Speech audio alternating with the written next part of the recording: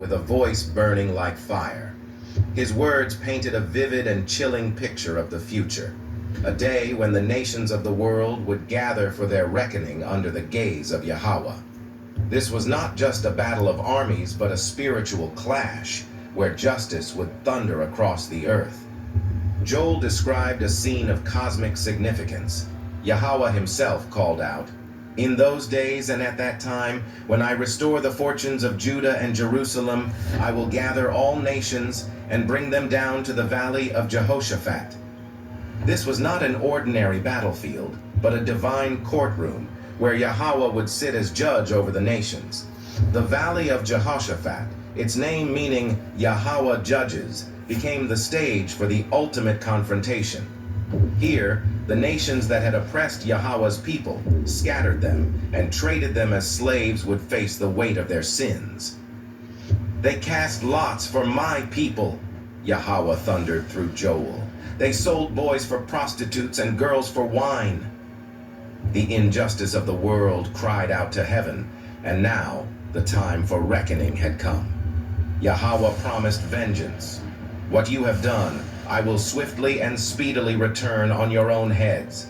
The nation's crimes would not go unpunished. Their gold, silver, and treasures, stolen from Yahweh's temple, would be nothing before his righteous fury. Then came the command, ringing out across the earth like the blast of a trumpet. "Proclaim this among the nations, prepare for war." The message was both a summons and a warning. Yahweh dared the nations to rise up, to bring their might and their armies, to ready their warriors for the battle of battles. "Beat your plowshares into swords and your pruning hooks into spears," he declared. Even the weak were told to arm themselves, to declare, "I am strong." The irony was striking. Tools of life and harvest were to be transformed into instruments of death, as if the nations believed their strength could stand against Yahweh. The nations surged like a flood, their armies gathering from every corner of the earth. From Joel's vision, it was as if the entire world marched toward the valley of decision, where Yahweh awaited. The heavens darkened, and the earth trembled, as creation itself seemed to hold its breath. In the valley of Jehoshaphat, the nations assembled, but they did not find an ordinary battlefield. Instead, they faced the unshakable presence of Yahweh, whose voice roared like a lion. "Let the nations be roused," Joel declared, "and come to the valley of Jehoshaphat, for there I will sit to judge all the surrounding nations." Yahweh, the ultimate warrior and judge, commanded his angels to wield their sickles. "Swing the sickle," he called, "for the harvest is ripe. Come, trample the grapes, for the winepress is full and the vats overflow." The imagery was vivid and terrible, like a harvest of judgment. The sins of the nations had ripened, and now they would be crushed under Yahweh's wrath.